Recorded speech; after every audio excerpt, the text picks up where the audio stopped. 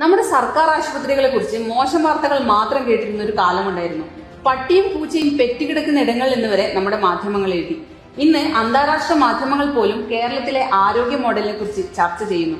ഇപ്പോഴിതാ കേരളത്തിലെ സർക്കാർ മേഖലയിൽ ആദ്യമായി റോബോട്ടിക് സർജറി സാധ്യമാക്കിയിരിക്കുന്നു. വിദേശ രാജ്യങ്ങളിലും അപൂർവം ചില സ്വകാര്യ ആശുപത്രികളിലും മാത്രമുണ്ടായിരുന്ന റോബോട്ടിക് സർജറി ആദ്യമായി തിരുവനന്തപുരം RCCയിലാണ് വിജയകരമായി പൂർത്തിയാക്കിയത്. റീബിൽഡ് കേരള ഇനീഷ്യേറ്റീവിന്റെ ഭാഗമായി കേരള സർക്കാരിന്റെ 60 കോടി ചെലവഴിച്ചാണ് ഈ സംവിധാനം ഒരുക്കിയിരിക്കുന്നത്. നവകേരളം യാഥാർത്ഥ്യമാവുമ്പോൾ പണമില്ലാത്തതിന്റെ പേരിൽ ആർക്കും ചികിത്സ മുടങ്ങരുത് എന്ന സർക്കാരിന്റെ നിശ്ചയദാർഢ്യത്തിന്റെ ഫലമായാണ് ഈ നൂതന ചികിത്സ നമ്മുടെ സർക്കാർ ആശുപത്രികളിലേക്കും എത്തുന്നത്.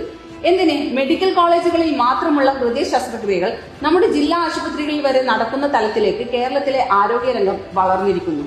എറണാകുളം ജില്ലാ ആശുപത്രിയിൽ ഹൃദയം തുറക്കാതെയുള്ള വാൽവ് മാറ്റിവെക്കൽ ശസ്ത്രക്രിയ വരെ വിജയകരമായി പൂർത്തിയാക്കി. രാജ്യത്താദ്യമായി ജില്ലാ ആശുപത്രിയിൽ വൃക്ക മാറ്റിവെക്കൽ ശസ്ത്രക്രിയ പൂർത്തിയാക്കിയെന്ന പൊൻതൂവൽ കൂടി നമ്മുടെ എറണാകുളം ജില്ലാ ആശുപത്രിയിലേക്ക്. നമ്മുടെ കേരളം പൊളിയല്ലേ?